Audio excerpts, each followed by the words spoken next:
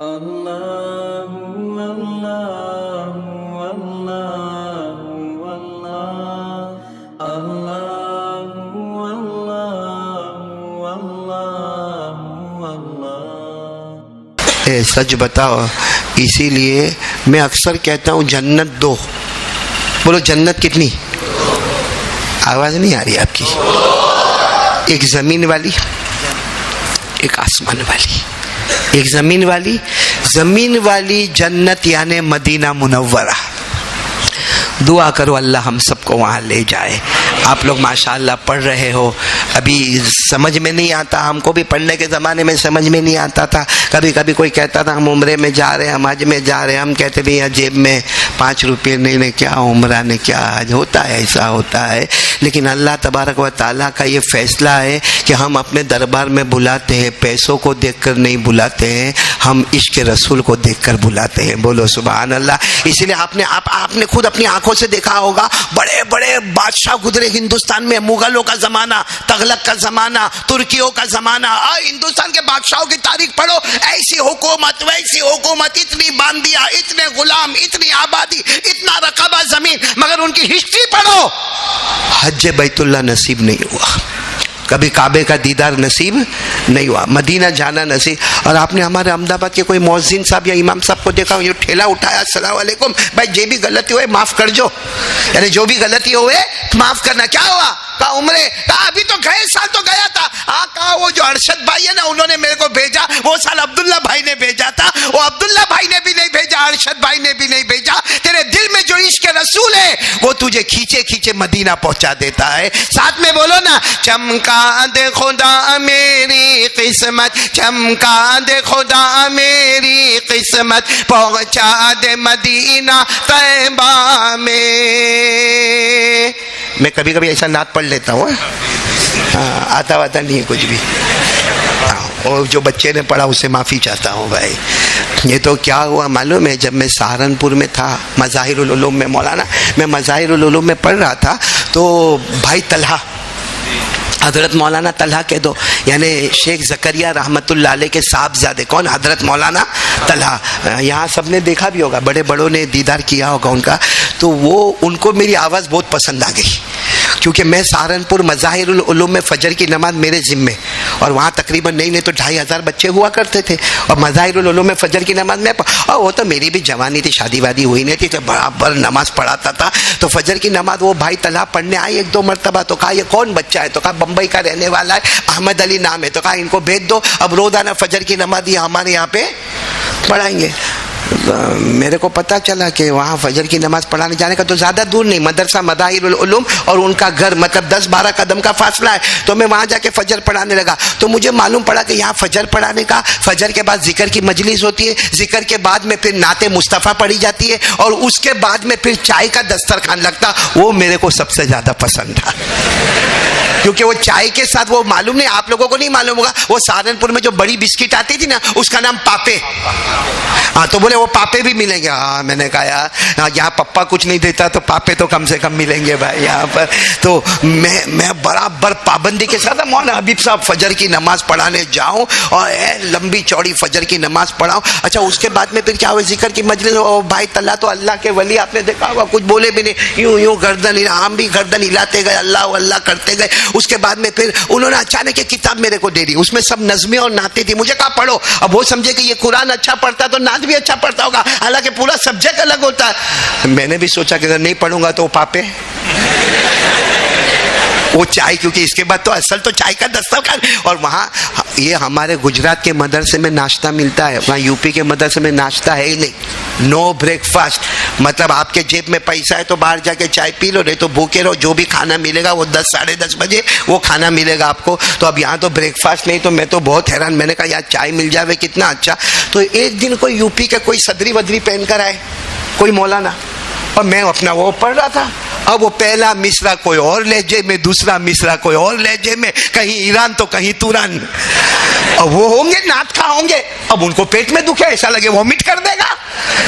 جب چائے وائی پاپے واپے کھا لیے، اس کے بعد میں جب نکلا تو مجھے کہتے ہو حضرت اب میرے کو حضرت بولا تو میں یوں پیچھے مڑ کر دیکھا تو وہ صدری ودری پہنے ہوئے ایک دم لکھنوی لباس کے اندر مجھے کہہ رہے آپ نظم پڑھ رہے تھے؟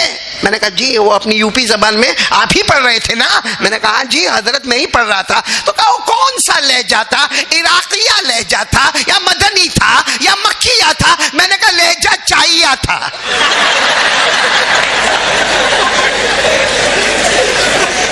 تو مجھے کہنے لگے ایسا لہجہ تو ہم نے کبھی نہیں دیکھا. میں نے کہا اسی لیے تو پوچھ رہے ہو. تو نظم وزم نعت آتی نہیں لیکن اچھا لگتا ہے کبھی کبھی پڑھنے. پڑھ لو نا. چمکا دے خدا میری قسمت پہنچا دے مدینہ طیبہ میں. ایک بار دل سے آمین کہہ دو. آمین. اللہ آپ کو عمرے میں لے جائیں گے انشاءاللہ. آپ کو اللہ بہت جلدی مدینہ منورہ لے جائیں گے. اللہ آپ کو حج مبرور نصیب فرمائیں گے. چمکا دے خدا میری قسمت پہنچا دے مدینہ طیبہ میں. سب لوگ مدینہ جاتے ہیں مجھ کو بھی تمنا ہوتی ہے. سب لوگ مدینہ جاتے ہیں مجھ کو بھی تمنا ہوتی ہے. چمکا دے خدا میری قسمت پہنچا دے مدینہ طیبہ میں. اللہ ہم سب کو مدینہ طیبہ لے جائے. بلکہ دعا کرو میرے جیسے نالائق سب کے لیے آخری وقت آوے تو اللہ مدینے میں کوئی کونا دے دے. ہم نہیں کہتے کہ جنت البقیع ملے, ہم اس کے لائق نہیں کہ ہم جنت البقیع. آپ کو معلوم ہے نا ابھی جو حضرت مولانا مہتاب صاحب نے ذکر کیا معارف القرآن کا, اس کے لکھنے والے کون؟ مولانا تقی عثمانی کے ابا مفتی شفیع صاحب. اور جیسا انہوں نے بتایا بالکل صحیح, کوئی مفسر نہیں بنے گا جب تک اردو میں معارف القرآن پر اپنی نظر نہیں رکھے گا. تو یہ مفتی شفیع صاحب جو تھے نا, ہم تو مدینہ جاتے ہیں, ہم پوچھتے ہیں بھائی نبی کا روضہ مبارکہ, نبی کا روضہ مبارکہ, تو وہاں ہم کو معلوم ہوتا ہے یہ نبی کا روضہ مبارکہ ہے, بازو میں حضرت ابو بکر صدیق, ان کے بازو میں حضرت عمر. اس وقت دل جو مچلتا ہے ہم چلے جاتے ہیں اور وہاں جا کر السلام علیکم یا رسول اللہ, السلام علیکم یا حبیب اللہ, السلام علیکم یا خیر خلق اللہ, السلام علیکم یا ابا بکرین, السلام علیکم یا عمر. معلوم ہے مفتی شفیع صاحب ان کے بیٹے مولانا تقی عثمانی دامت برکاتہم لکھتے کہ میرے ابا دور ستون کے پیچھے کھڑے ہوتے تھے. کہاں کھڑے ہوتے تھے؟ کہتے میں نے کئی مرتبہ ابا کے ساتھ عمرہ کیا, میرے ابا نبی کے روضہ مبارکہ کے سامنے نہیں گئے, ستون کے پیچھے. اور مولانا تقی عثمانی کہتے ہم بچے آگے چلے جاتے تھے. ایک دن ہم نے کہا ابو کیا بات ہے, ہم تو روضہ رسول کے قریب جا کے سلام پڑھتے, آپ ستون کے پیچھے کیوں کھڑے رہتے؟ فرمایا شرم آتی ہے کہ نبی کے روضے پہ جاؤ, وہ کئی چہرے کو پھیر تو نہ دے, وہ کہیں ناراض تو نہیں ہو جاوے, کہیں میرے سلام کا جواب تو نہ دے. معارف القرآن لکھنے والے حضرت مفتی شفیع صاحب نور اللہ مرقدہ تڑپتے تھے کہ کہیں نبی مجھ سے ناراض تو نہ ہو جاوے. ارے حضرت مولانا قاسم نانوتوی کو کسی نے آ کر کہا مجھے کوئی وظیفہ بتاؤ نا, خواب میں نبی کو دیکھنا ہے. حضرت مولانا قاسم نانوتوی رحمت اللہ علیہ کو کسی نے کہا مجھے کوئی وظیفہ بتاؤ, خواب میں مجھے نبی کو دیکھنا ہے. حضرت مولانا قاسم نانوتوی نے وظیفہ بتایا, اور سامنے والے نے اچھل کر لے لیا, ٹھیک ہے میں وظیفہ پڑھوں گا, خواب میں نبی کو دیکھوں گا, خواب میں نبی کو دیکھوں گا, خواب میں نبی کو دیکھوں گا, یہ بول کر وہ چلا گیا. مولانا قاسم نانوتوی نے زور سے چیخ ماری, کہا بہت ہمت والا ہے, خواب میں نبی کو دیکھنے کی بات کرتا ہے, ہم کو تو گنبد خضرا بھی نظر آئے تو احسان ہوگا, ہم کو خواب میں اگر نبی کا گنبد بھی نظر آ جائے تو مولا اللہ تیرا احسان ہوگا. میرے دوستو یہ وہ مدینہ ہے, دعا کرو آپ طلبہ ہے, آپ کی دعا بہت جلدی قبول ہوتی ہے. اللہ کی قسم ہماری دعا وہ قبولیت نہیں لیتی ہے جو آپ کی دعا لیتی ہے, کیونکہ آپ اپنی ماں کو چھوڑ کر آئے ہیں, آپ اپنے ابا کو چھوڑ کر آئے, آپ اپنے گھر کے در و دیوار کو چھوڑ کر آئے, آپ اپنی بہن کو چھوڑ کر آئے, آپ کو رات کو ماں کی یاد آتی ہے, لیکن نبی کی محبت میں آپ یہاں آئے ہیں. اللہ کی قسم آپ کی دعا قبول ہوگی. دعا کرو اللہ ہم سب کو مدینے کی موت نصیب فرمائے. تو میں یہ کہہ رہا تھا دو جنت ہے, بولو کون کون سی جنت ہے؟ ایک زمین والی جنت کون سی, اور آسمان والی جنت. تو ابھی جیسے آپ کو بتایا کہ جنت ہے, سب کو معلوم ہے کہ جنت ہے, بولو آسمانوں پر جنت ہے, اور ہم جائیں گے, بولو انشاءاللہ سلامتی کے ساتھ جائیں گے انشاءاللہ.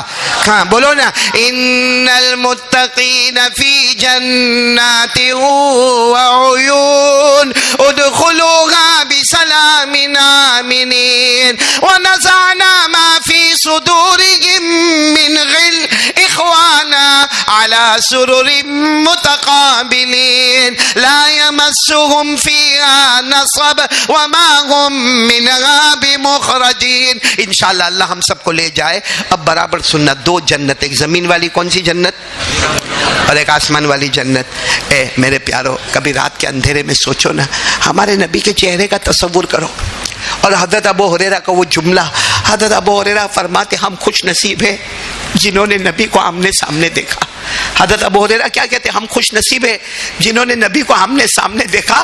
ہم نے نبی کو نہیں دیکھا, دونوں جنتوں کے جمع ہونے کے سمندر کو دیکھا.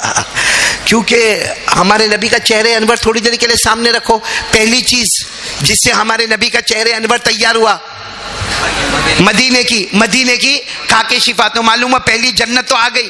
بولو چہرے میں پہلی جنت تو آ گئی. پھر چہرے میں خون بہتا ہے تو جنت کا مشک, چہرے میں رگیں ہوتی ہے تو جنت کا زعفران, چہرے میں ہڈیاں ہوتی ہے تو جنت کا کافور, چہرے پر بال ہوتے ہیں تو جنت کا سنبل, اور منہ میں تھوک ہوتا ہے تو معین اور وہ سلسبیل اور وہ رحیق, تینوں نہروں کا پانی, ماتھے پر پسینہ ہوتا ہے تو تینوں نہروں کا پانی. حضرت ابو ہریرہ فرماتے ہیں ارے وہ خوش نصیب ہم ہیں کہ پیارے نبی کا چہرہ دیکھتے گئے آسمان اور زمین کی جنت کا نظارہ ہو جاتا ہے. ایسا پیارے نبی ہم کو ملے ہیں. آج ارادہ کرو, بولو صلی اللہ. مسلمان کون ہے؟ المسلم من سلم المسلمون من لسانه و یده, رواہ البخاری. امام بخاری رحمۃ اللہ علیہ نے بیان کیا کامل مکمل مسلمان وہ ہے جو اپنے ہاتھ اور زبان سے کسی کو تکلیف. وقت ہے بات کرو ایک بات. امام ابو حنیفہ کا نام سنا, بہت جلدی بتاؤں گا. بولو امام ابو حنیفہ رحمۃ اللہ علیہ, نام سنا نہیں سنا؟ ہمارے امام اعظم امام ابو حنیفہ رحمۃ اللہ. ایسا بارش کا موسم تھا, کیچڑ تھا, باہر کیچڑ تھا, دھوم دھماکے کی بارش تھی. امام ابو حنیفہ رحمۃ اللہ علیہ نے لکڑے کے جوتے پہنے تھے جس کو اردو میں کھڑاؤ بولتے. کھڑاؤ اردو میں کیا بولتے؟ کھڑا. وہ زمانے میں لکڑے کے جوتے ہوتے تھے, جب آدمی چلے نا تو ٹاک ٹاک ٹاک آواز آتی تھی. اب امام ابو حنیفہ رحمۃ اللہ علیہ کو نہیں معلوم کہ آگے بہت کیچڑ ہے, انہوں نے یوں پاؤں رکھا تو ٹھک کر کے پاؤں اندر گیا اور کیچڑ اڑا. اور ایک یہودی کا گھر تھا, مٹی کا جھوپڑا بنا تھا, اس پر جا کے کیچڑ لگ گیا. اور یہودی کو نہیں معلوم, گھر ور بند تھا, کوئی بھی ادھر دائیں بائیں بھی کوئی نہیں تھا. امام ابو حنیفہ چاہتے تو کیا کرتے, چپ چاپ ہماری طرح نکل. لیکن امام ابو حنیفہ وہاں کھڑے اور آنکھوں میں آنسو ہے. کل قیامت میں اللہ پوچھے گا اس کا مکان کیوں خراب کیا, تو میں کیا جواب دوں گا؟ کہ امام ابو حنیفہ نے سوچا اس میں خراب کیا کیا, جا کے یوں میں نکال دوں, بھائی جو کیچڑ لگا ہے یوں کر کے اس کو نکال. لیکن جب میں نکالوں گا تو مٹی کی دیوار ہے, اس کے گھر کی مٹی بھی گرے گی, تو قیامت میں اللہ پوچھے گا وہ یہودی کے گھر پر مٹی لگی تھی اس کو تم نے کیوں اکھاڑا.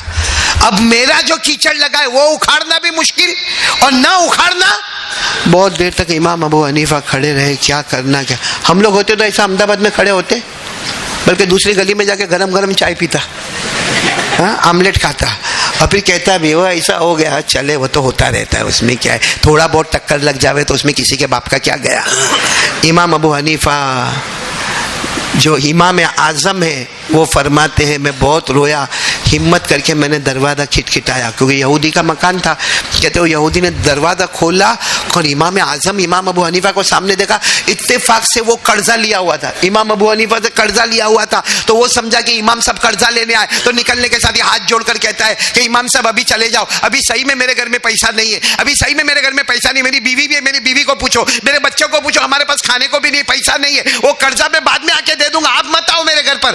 امام صاحب نے کہا جا اللہ کے واسطے تیرا قرضہ معاف, جاؤ تیرا قرضہ معاف. لیکن تو باہر آئے تو اس کو بتایا کہ دیکھ میں چلتا تھا, وہ کیچڑ میرے کھڑاؤں سے وہاں اڑا ہے, اب اس کو صاف کروں گا تو تیری دیوار کی مٹی بھی باہر آتی ہے, نہیں صاف کروں گا تو قیامت میں میرے نبی کو کیا جواب دوں گا, میرے نبی کہیں گے تو نے میرے امتی کو کیوں ستایا تھا, تو میں کیا جواب دوں گا. یہ کہہ کر امام ابو حنیفہ رونے لگے. معلوم وہ یہودی نے کیا کیا, یہودی بہت دیر تک امام ابو حنیفہ کا چہرہ دیکھتا گیا اور روتے روتے پھر کیا کہا معلوم ہے, آج تک اسلام کے بارے میں بہت سنا تھا, آج تک اسلام کے بارے میں بہت سنا تھا, لیکن آج اسلام کو اپنی آنکھوں سے دیکھ لیا, میں ہاتھ بڑھاتا ہوں, کلمہ پڑھ کے مجھے مسلمان کر دیجئے, وہ مٹی کو رہنے دیجئے. تم نے مٹی کو میرے دیوار پر لے کر آئے, لیکن میرے دل کے پر جو گندی مٹی تھی اس کو تم نے صاف کر دیا ہے, میں نے تم کو اللہ کے واسطے معاف کر دیا. بولو لا الہ الا اللہ محمد الرسول اللہ. تو ہم بچوں اس کا ارادہ کر لو, اور جتنے بیٹھے ارادہ کرو,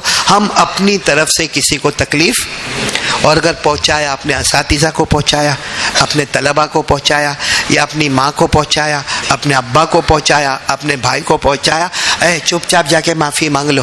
معافی اتنی بڑی چیز ہے کہ انشاءاللہ ہمارا کام ہو جائے گا. بولو کرو گے نا انشاءاللہ؟ تو ایک کام خواجہ معین الدین چشتی رحمۃ اللہ علیہ نے فرمایا، رحمت للعالمین کا دامن تھامنا ہے تو اپنی طرف سے کسی کو تکلیف نہیں پہنچانا. اور نمبر 2 فرمایا 5 وقت کی نماز پڑھنا.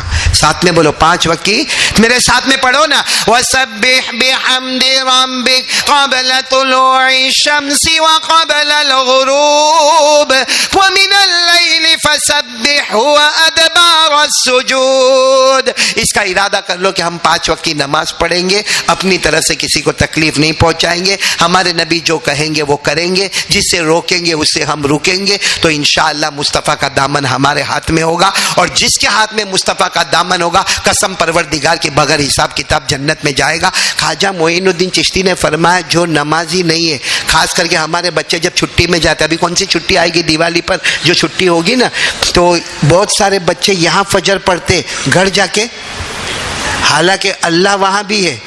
اللہ کتنے لوگ جماعت میں جاتے تو ماشاءاللہ تہجد بھی پڑھتے، پھر گھر میں آتے تو فجر. ایک بات سن لو، جس نے نماز کو جان بوجھ کے چھوڑا، خواجہ معین الدین چشتی فرماتے موت کے وقت اتنا پیاسا ہوگا کہ اس کو دریا بھی پلا دیا جائے تو اس کی پیاس نہیں بجھے گی، اور لاکھ کوشش کرے گا مگر موت کے وقت اس کو کلمہ نصیب نہیں ہوگا.